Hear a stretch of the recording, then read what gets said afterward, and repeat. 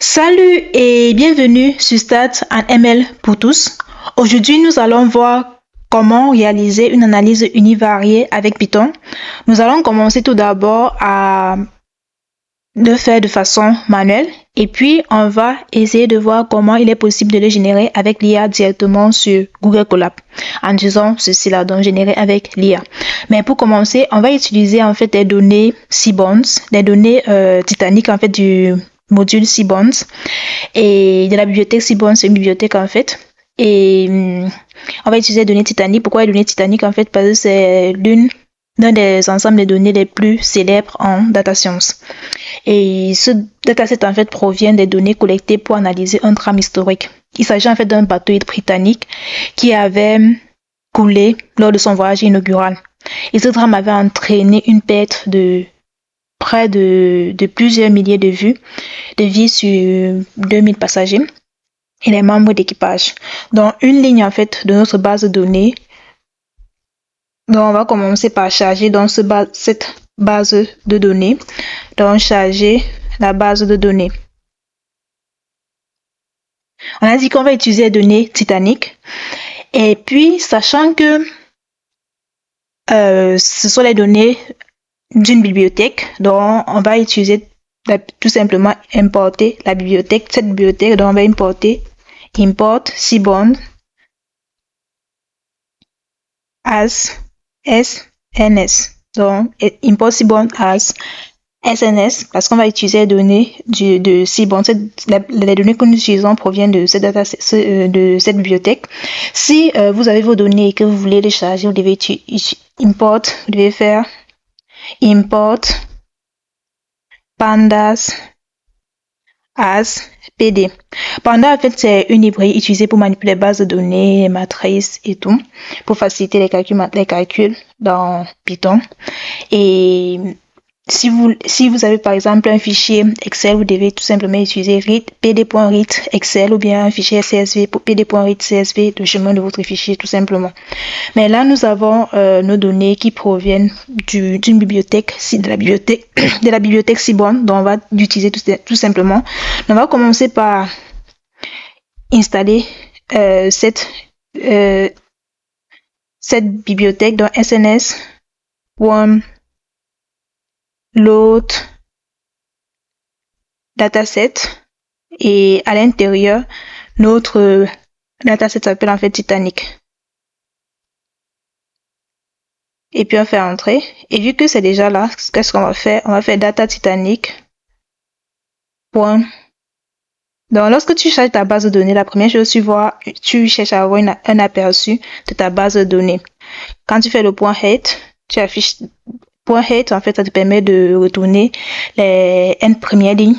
Donc tu mets n, un entier que tu veux, généralement par défaut c'est 5, donc si tu ne mets aucune valeur, ça va afficher les 5 premières lignes de ta base de données.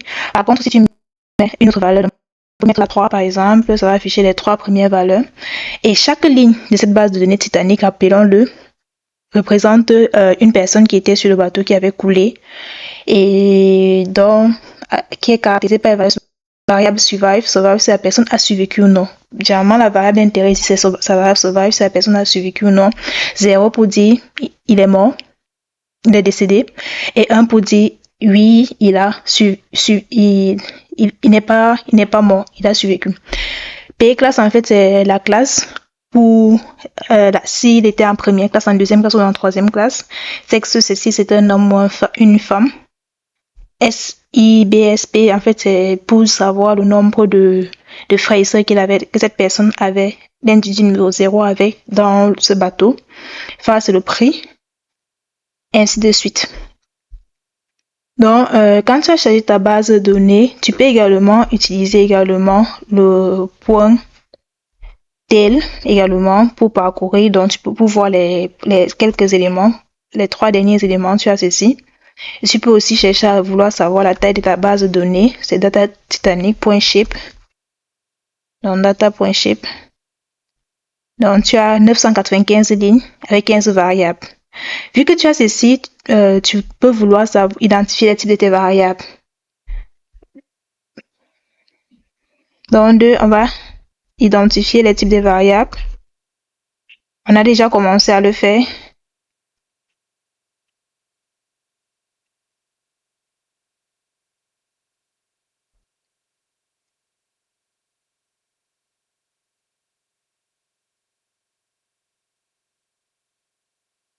Et pour ça, comment ça se fait? Tu peux commencer par print data. Donc, quand tu as une base de données, tu peux chercher à voir les infos data titanic.info. Entre parenthèses, tu vois les infos qu'il y a sur ça. Donc, on a 891 observations, sont notées de 0 à 890. Et ce data frame a 15 colonnes. La première colonne, c'est la colonne 0, c'est survived. Survived c'est un int. P class, c'est un int. Sex, c'est un objet. Âge, float, ouais. Et quand tu as ceci là, tu vois bien là, survive, c'est une variable qui prend deux valeurs 0, 1, si la survécu ou non. Donc, il faut changer le type de survive pour que quand tu fais des analyses, qu'il ne le considère pas en fait comme continu. P class également, c'est une variable qualitative pour que quand tu fais tes analyses, il ne le considère pas comme continu. Pour cela, comment tu peux le faire pour changer le type? Donc, tu peux commencer. Avant de changer le type, tu peux d'abord faire data titanic.describe. Quand tu fais le point describe, ça te retourne uniquement les variables qui sont censées être continues. Par contre, il considère également survive et pclass comme continu. Pour petit rappel, pour ceux qui ne connaissent pas les types de données, en statistique, on a généralement deux grands types de données. Bon, je sais que vous savez. Les variables qui sont quantitatives et les variables qui sont qualitatives. Parmi les variables quantitatives, on a les variables quantitatives discrètes et les variables quantitatives continues. Et parmi les variables qualitatives, on a les variables qualitatives ordinales et les variables qualitatives. On a également les variables qualitatives ordinales. Et lorsqu'une variable est qualitative ordinale, ça veut dire que par exemple, on peut dire quoi? C'est une variable qualitative ordinale. Première, deuxième, troisième classe, une variable qualitative ordinale. Par contre, c'est pas une variable qualitative ordinale. La ville, c'est pas une variable qualitative ordinale. Et l'homme, c'est pas une variable qualitative ordinale. Là, on peut pas la considérer comme sauvage parce que 0 et 1, ça ne veut pas du tout dire la même chose. Donc, on va donc changer le type. Donc, pour changer le type d'une variable data titanic, on va mettre là quoi, de survive égale à data titanic de survived point as type. Donc, pour changer le type as type, soit mettre str, soit object, comme tu veux. Bon, on va mettre str. str ou object, comme tu veux. Bon, on va mettre object. Bon, on va mettre str, ok. Là, tu es sûr que c'est maintenant considéré comme qualitatif. On va également faire pareil avec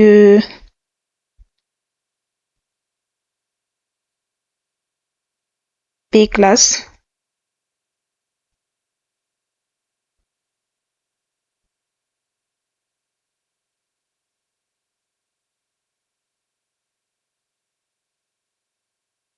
Point as type pour changer le type.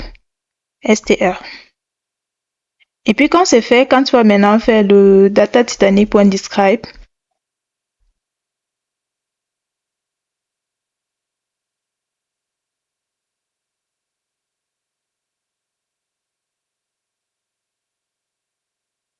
tu vois, ça a changé. Il n'y a plus survive et pclass. Maintenant, elle est considérée effectivement comme qualitative et comme variable quantitative, on a uniquement ceci.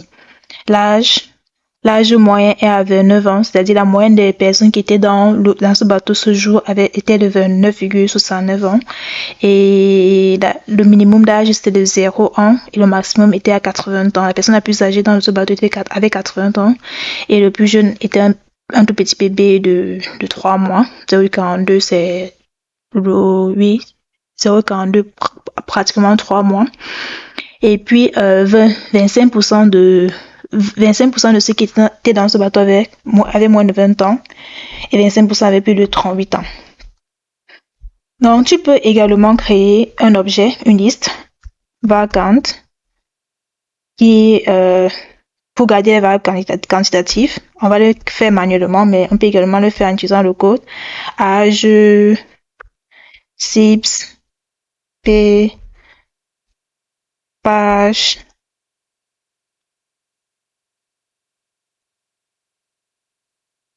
fa. Donc là, tu vas voir quand tu fais data Titanic de vacant point, point describe, non point tel, on va mettre point tel, afficher les 3 premiers éléments. Tu as ceci, donc ça s'est bien passé. Et pour avoir une variable qualitative, comment tu fais? Donc va cal égale à. Pour commencer, quand tu as data Titanic, quand tu fais data Titanic point columns, bon, it's not callable parce que en fait c'est une colonne, tu as les index, donc là tu as les variables. Tu peux également mettre point sous liste pour le transformer en liste pour que ça affiche sous forme de liste. Tu as ceci. Donc pour avoir une variable quantitative, on peut le faire. Donc on va essayer de refaire ce qu'on avait fait la dernière fois. On va écrire une liste en utilisant les listes. Donc on va utiliser ça. On va dire var for var in. Donc parmi les variables, choisis ceux qui ne sont pas quantitatifs.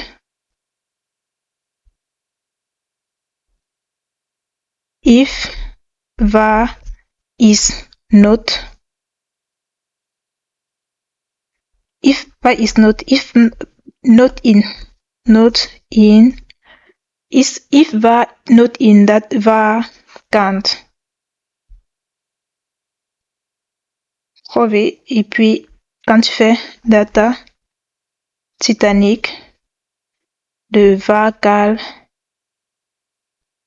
point head, affiche les 2 premiers éléments. Et puis c'est là, donc c'est bon. Donc maintenant on va partir à l'analyse analyse univariée proprement dit, on continue. Maintenant, ce qu'on va faire, on va vérifier s'il y a les variables, s'il y a les valeurs manquantes dans notre base de données. Donc, on va vérifier s'il y a les valeurs manquantes.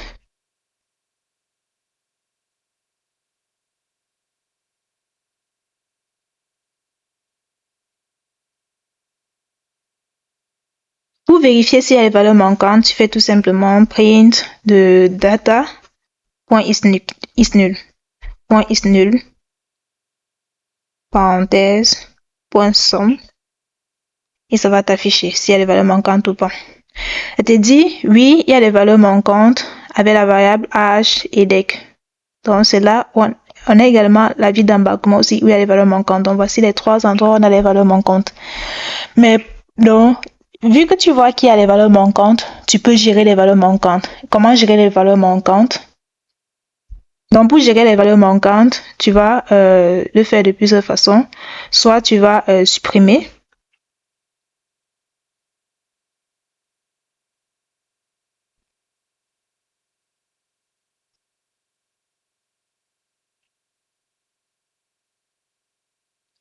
Quand il y a les valeurs manquantes, les options qui nous sauvent souvent, c'est de supprimer les lignes où les valeurs manquantes. Mais là, vu que les valeurs manquantes ne concernent pas toutes les variables, alors on ne va pas gérer les valeurs manquantes de cette façon.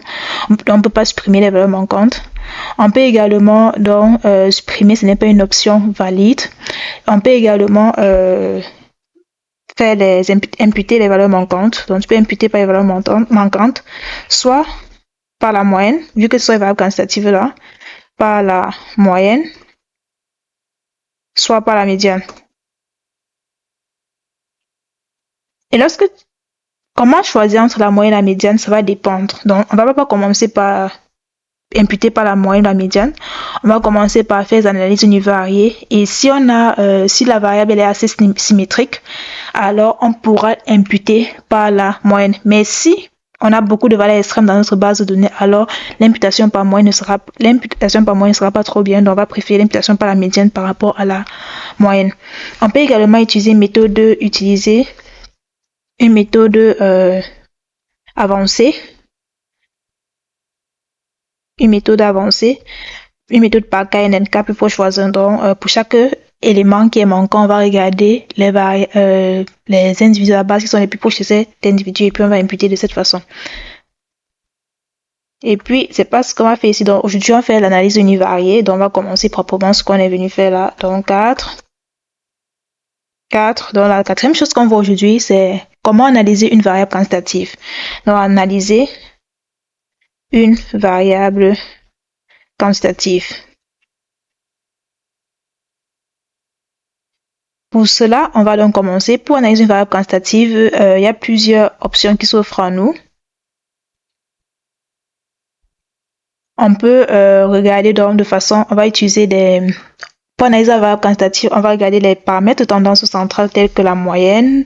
On peut regarder la moyenne, on peut regarder la médiane. On peut regarder l'écart type. L'écart type, c'est un paramètre de dispersion. On peut regarder l'intervalle interquartile, UQR. On peut regarder également quoi? On a regardé, puis on peut, là c'est déjà assez. On peut également regarder les quantiles. Les quantiles extrêmes, bon, les quantiles à 10%, à 20%, à 90%, à 95%. On peut également regarder cela. On peut également visualiser. Donc, on peut également visualiser. Pour visualiser une variable quantitative, quels sont les outils qu'on peut utiliser? On peut utiliser le box plot. On peut utiliser l'histogramme également. On peut également utiliser l'histogramme. Et puis, il y a également quoi? Box plot, histogramme, densité aussi. Bon, on va s'arrêter uniquement sur ceux-ci pour analyser notre variable quantitative. C'est comme ça qu'on va le faire. Donc, on va interpréter chacun. La moyenne, c'est quoi? C'est la valeur qu'auraient eu tous les individus de ton échantillon si toutes les valeurs ont la même valeur. Médiane, valeur telle que 50% des valeurs sont à gauche et 50% à droite. Écart type, ça indique de combien ça permet de voir la dispersion par rapport aux données. Donc, quand tu prends la moyenne de combien d'écart type, les données varient. Et l'intervalle interquartile, le quantile et tout. Donc, on va interpréter cela avec tout. Comme variable quantitative qu'on a là, on a variable quant, on a âge et phare. Donc, on va d'abord on va regarder l'âge. Ça me semble être le plus dispersé.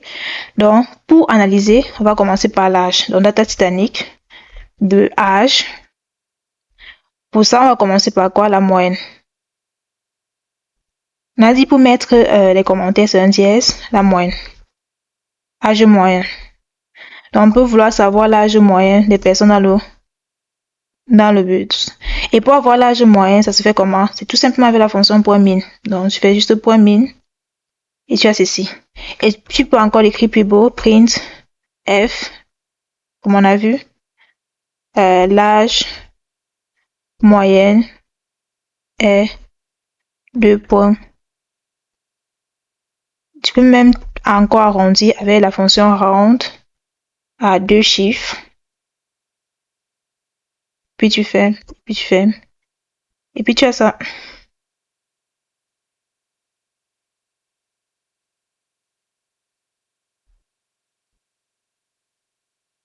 Donc l'âge moyen est de 29,7. Donc là, c'est l'âge moyen. L'âge moyen est de 29,7. Tu peux également avoir la médiane.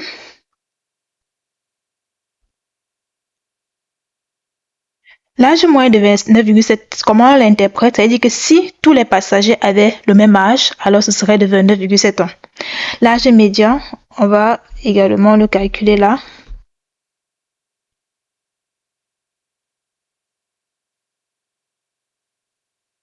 Donc, l'âge médian ici, c'est 28 ans. Ça veut dire que 50. Donc, si là, c'est l'âge moyen. L'âge moyen, c'est 29,7. Ça veut dire quoi? Comment on l'interprète? Si tous les individus de la base de données, on va l'interpréter. Si tous les individus de cette base de données, c'est-à-dire si tous les individus qui étaient présents sur le bateau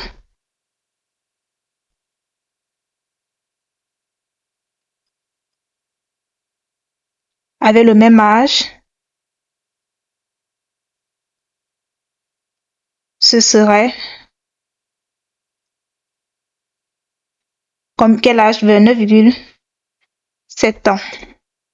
29,7 ans, ça correspond à peu près à 29 ans et combien de mois et 8 mois, entre quelque de ce genre. Donc là, c'est 28. Donc la moitié des individus de notre base de données ont 28 ans.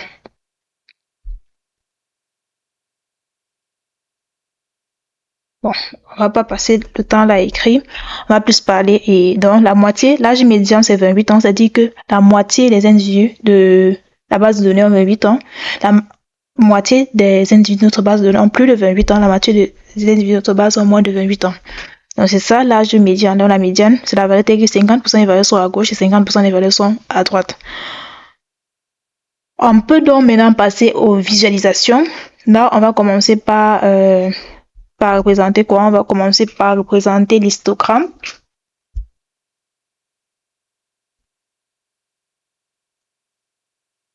Donc, pour représenter l'histogramme, on aura besoin d'une autre bibliothèque qu'on appelle généralement Matplotlib. Donc, on va importer matplot lib.pyplot as plt. Donc, on va importer ça. Et puis, on va tout simplement le faire. Donc, pour représenter l'histogramme, c'est sns.histplot.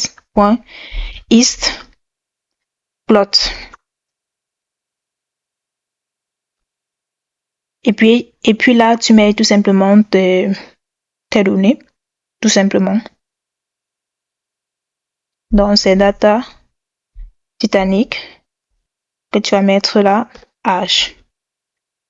Et puis, tu peux indiquer si oui ou non, tu veux que à côté de cet histogramme, on ait également, on affiche également, tu peux également vouloir savoir si à côté de cet histogramme, on affiche également la densité. Pour cela, c'est là que le K2 intervient, K2E égale à trop. Donc, affiche également l'histogramme. Et puis, quand tu finis ça, tu dis plt.show.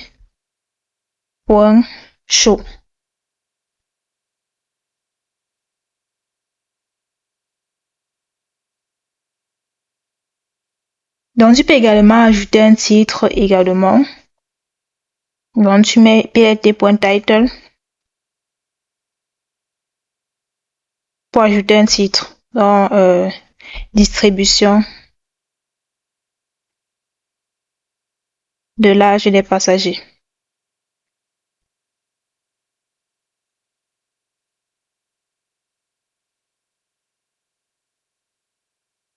Et puis, tu peux également la mettre aussi la couleur. Donc, comme tu veux. Donc là, c'est ça.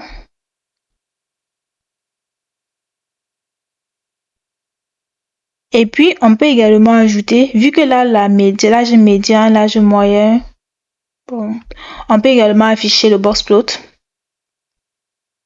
Donc là, c'est affiché là. Donc on voit là, c'est 10 ans, inférieur à 10 ans, 20 ans et tout.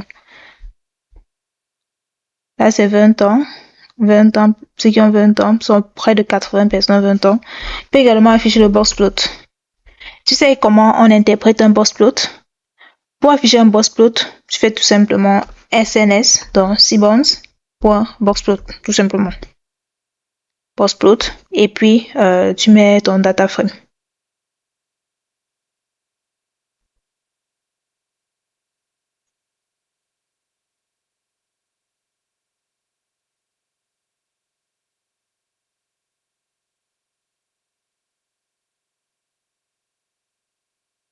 Bon, je suis obligé de mettre le plt.show pour que ce qui est en bas là ne s'affiche pas.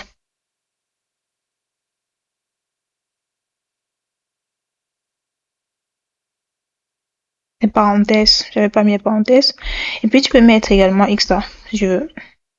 X c'est pour que ça s'affiche de cette façon. Et si tu mets pas le X, ça s'affiche de cette façon. Donc à toi de voir. On choisit quoi? Ça. Donc là c'est le box plot. Comment s'interprète le box plot? Le box plot s'interprète comment? Ceci là c'est la borne inférieure ou bien la borne le quantile à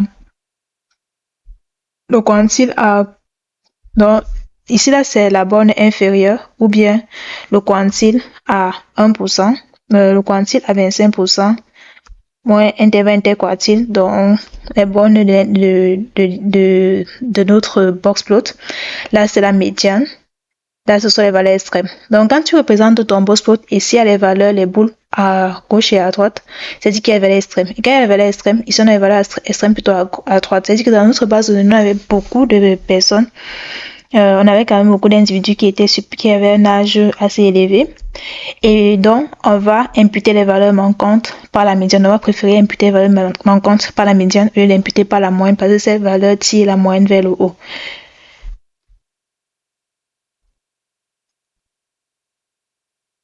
Et puis là, ici, là, c'est le quantile à 25%, c'est-à-dire le quantile à 25%, c'est 20, c'est-à-dire 25% de la population moins de 20 ans. Là, le quantile à 75%, c'est-à-dire 38, 75% de la population moins de 38 ans et 25% plus de 38 ans.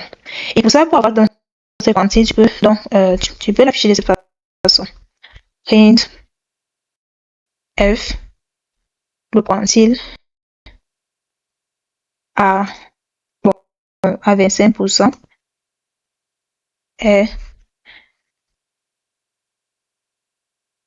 donc c'est pour avoir les quantiles. Avant de faire ça, vu que j'aurais besoin d'intervalle interquartile pour qu'on puisse voir à quoi représentent ces valeurs. Donc le quantile à 25%, on va mettre 25%, on va mettre Q1. Comment ça se calcule? C'est data, ce quantile à 25%, donc data titanique de âge point quantile. Et puis là, tu mets 25% dans 0,25. Q3, c'est data titanique de H point quantile que tu mets à 0,75. Et puis tu as l'intervalle interquartile, c'est le IPR, c'est le quantile à 75% moins le quantile à 1%.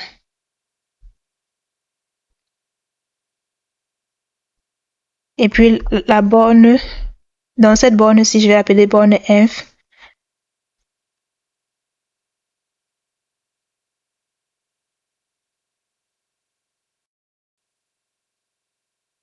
Le quantile à 1% moins IQR, moins 1,5 I 1,5 fois IQR. Et la borne sup, c'est cette valeur-ci.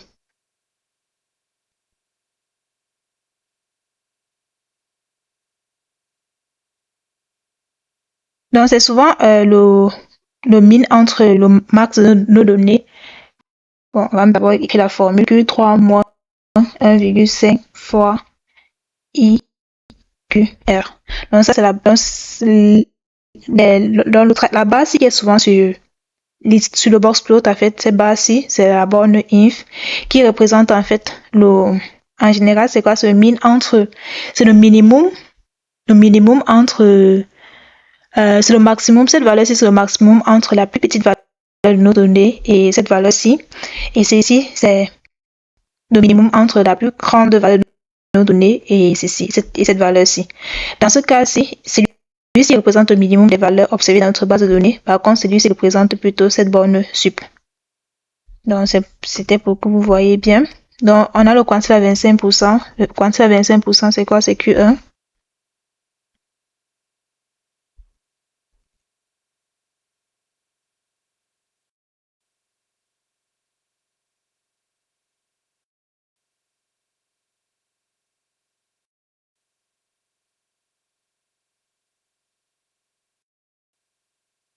Et l'intervalle interquartile,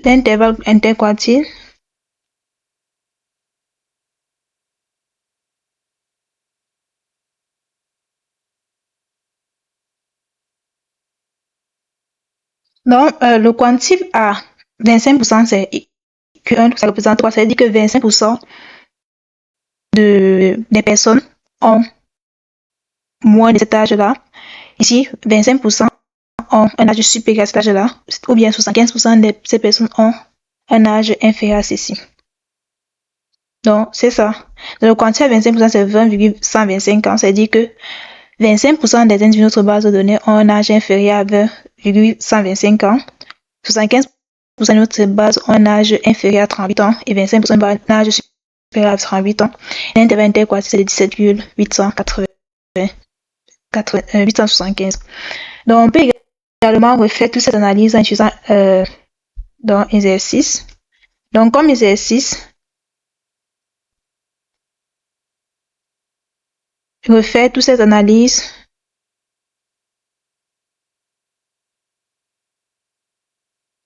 en utilisant le prix.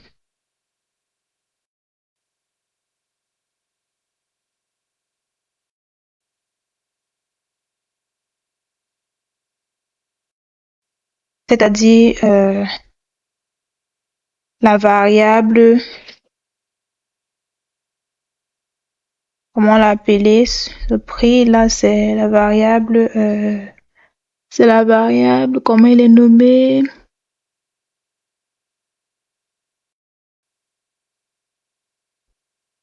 C'est la variable FARE, F-A-R-E. Donc, tu peux refaire toute cette analyse en utilisant la variable F-A-R-E.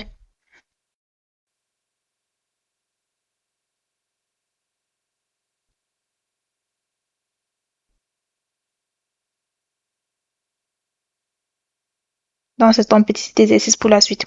Donc, maintenant, on va passer à la partie analyse univariée d'une variable qualitative, d'une variable dans 6. On va voir 3 vérifier mon compte, 8, 4. Dans 5, on voit l'analyse univariée d'une variable qualitative.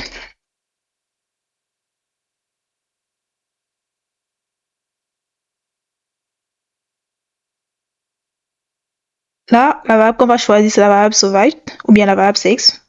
On choisit quoi? On va utiliser.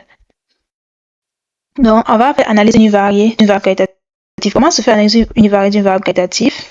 Cela se fait comme de deux façons, soit en utilisant des valeurs numériques ou bien des graphiques. De façon numérique, ce qu'on va regarder, on va regarder l'effectif par modalité. On va regarder le mode. Et comme visualisation, on va regarder le camembert ou bien le diagramme en bas. Un des deux. Donc, c'est ça. Donc, on va commencer, on va prendre la variable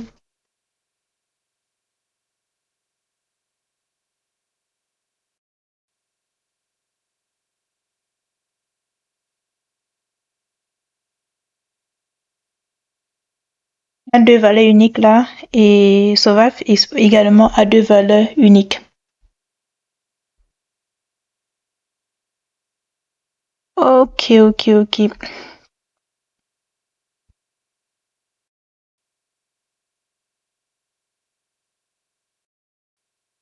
On peut également faire data Titanic pour PyPy. On va mettre quoi? 6.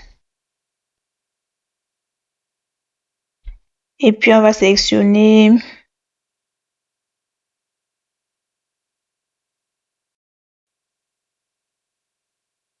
quoi?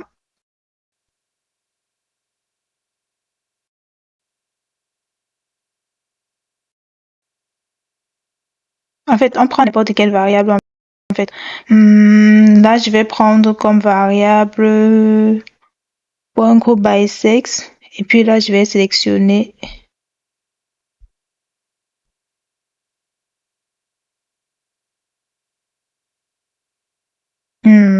je mets quelle variable pour mettre la faire? Point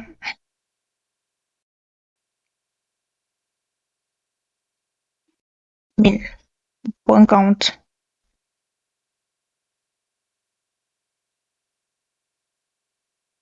Ok, on va mettre là un print. En fait, là, il fallait mettre tout simplement n'importe quelle variable. Mais n'importe quelle variable, normalement, ça va marcher. Les print, ça affiche pas bien. Du coup, je vais retirer. Donc, ça te permet en fait d'avoir répartition, la répartition de ta base de données en fonction du sexe. Tu peux également le faire en fonction de l'autre variable, la variable survived.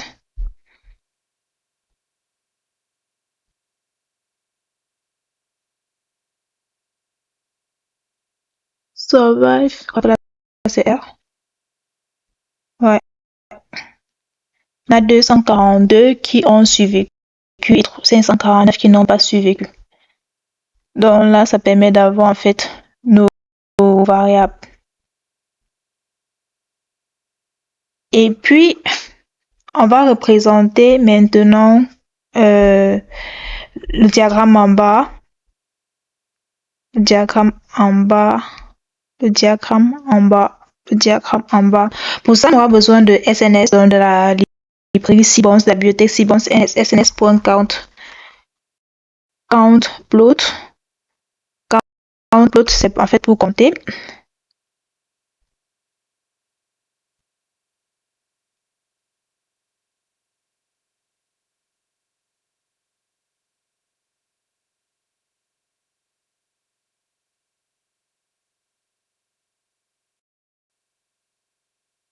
Date égale à la date Titanic.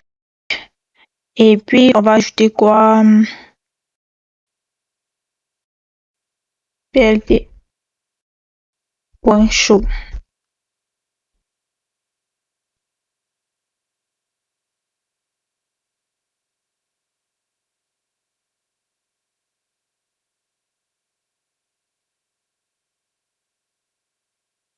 Parenthèse, always.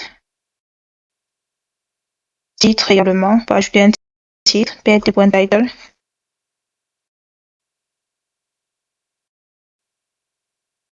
Répartition en fonction du type. Répartition des passagers en fonction de leur type, en fonction de leur sexe.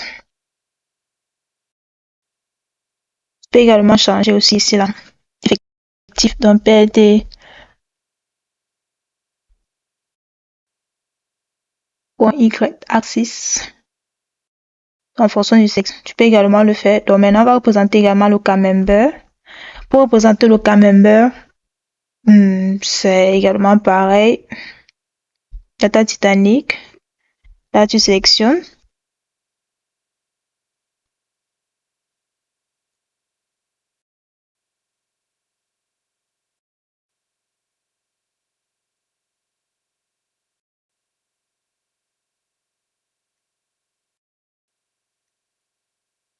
Ok, en le faisant, on obtient, donc en représentant dans le pipeplot, on se rend directement compte que la majorité de notre base de données était constituée d'hommes que de femmes. On peut également afficher le pourcentage là. Et maintenant, pour terminer, on va essayer d'utiliser donc, on va essayer de générer ceci en utilisant l'IA. Pour cela, qu'est-ce qu'on va faire? On va cliquer là, générer avec l'IA. On va dire, OK, on accepte des conditions, continuer. Et puis, il te dit, tu expliques en fait ce que tu demandes de faire. Donc, on va lui dire, écris une fonction qui prend en entrée une base de données avec, on va dire quoi, la liste des, on va imposer qu'on va donner une liste des variables quantitatives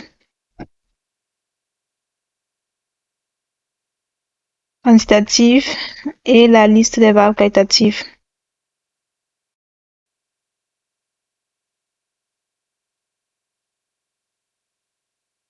Et nous affiche une description univariée de chacune de ces variables.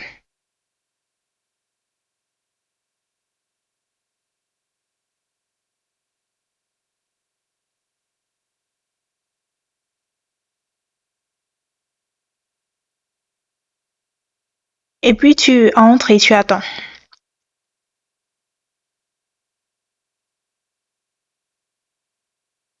Donc c'est là. Et puis voici ce qu'il a généré. Donc il a impossible matplotlib def analyse univariée, il dit data vacant vacal.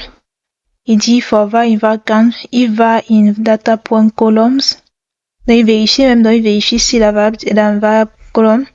Il fait l'analyse quantitative, la moyenne, la médiane des cas type, le quantile à 25%, le quantile à 75%. On voit bien qu'il se base sur tout ce qu'on a fait tout à l'heure pour afficher tout cela. Et puis, qu'est-ce qu'il va ajouter? Il va aussi faire l'histogramme et le box plot exactement comme ce qu'on a fait tout à l'heure. Et puis, la variable n'est pas présente. Donc, si la variable n'est pas présente, la variable est présente. Pour la variable qualitative, il va afficher l'effectif par modalité, analyser la variable qualitative, effectif par modalité, le mode, exactement comme on a fait. Après, il va ajuster la taille de la figure. Il va afficher le... Est-ce qu'il affiche... Il affiche également le camembert et le box plot. Et puis, il nous demande l'exemple d'utilisation adaptée aux données. Exactement. Assurez-vous que la ligne précédente est documentée. Âge, page, exactement comme on a fait tout à l'heure. Et puis, il dit OK.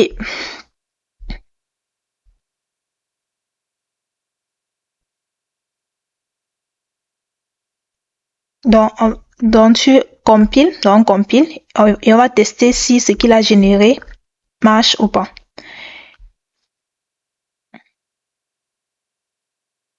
Donc là, c'est l'exemple Titanic. On a déjà vacant et vacal. Et on fait analyse univariée. Et puis, on compile.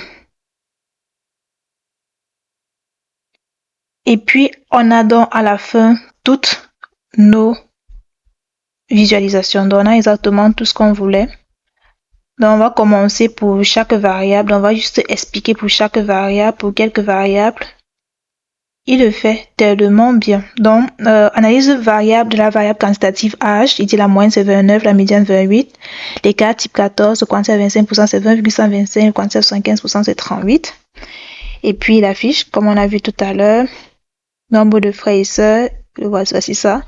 Le box programme également, on a également des queloutes également ici, là. Le prix également, que tellement lourd encore.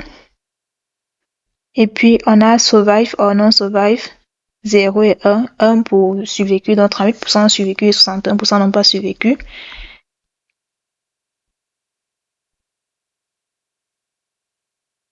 Et puis, on a également la variable sexe, 64%, 35% plus d'hommes que de femmes dans notre base de données. Donc, on voit déjà que l'embarquement se fait principalement dans la ville S et avec le mode qui est S. Et la répartition en pourcentage de classe, voici ça. Répartition de haut, voici ça, et ainsi de suite.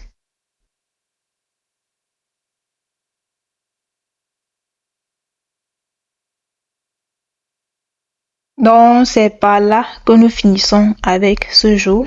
Donc, avec les bases que nous avons vues, vous voyez, vous pouvez déjà comprendre ce qu'il fait. Là, c'est la documentation, analyse univariée, data vacant, vacal, et il affiche exactement ce que on veut.